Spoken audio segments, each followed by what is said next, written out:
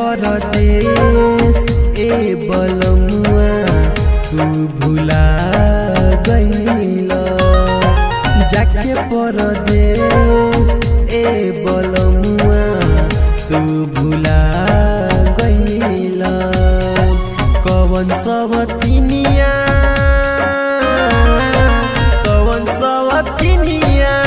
से तू दिलावा के लगा लिहला। जाके परदेश ए बलमुआ तू भुला गइला। जाके परदेश ए बलमुआ तू भुला गइला।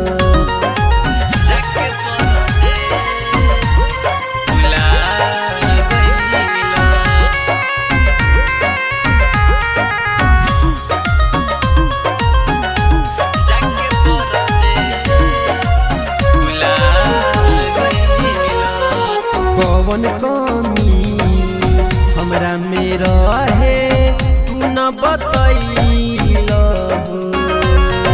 बोलए बलमुआ काहे हमके छोड़ के गइला।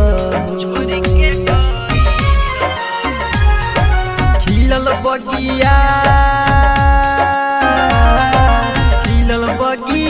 के फूल के तू मुरझा दिहला।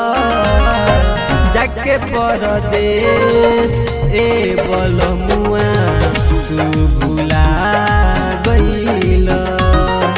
जाके परदेश ए बलमुआ तू भुला गइला।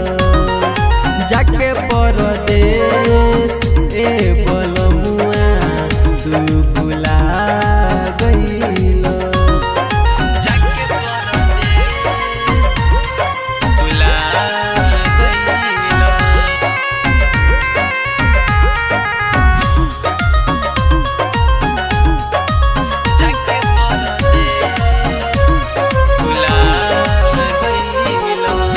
दिलवा के बात कैसे हम कहबहु। हरीश लाल कन्हैया बोल कैसे हम रहबहु।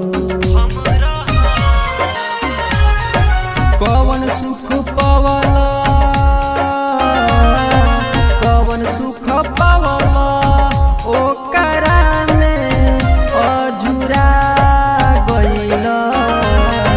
जाके परदेश ए बलमुआ तू भुला गइला।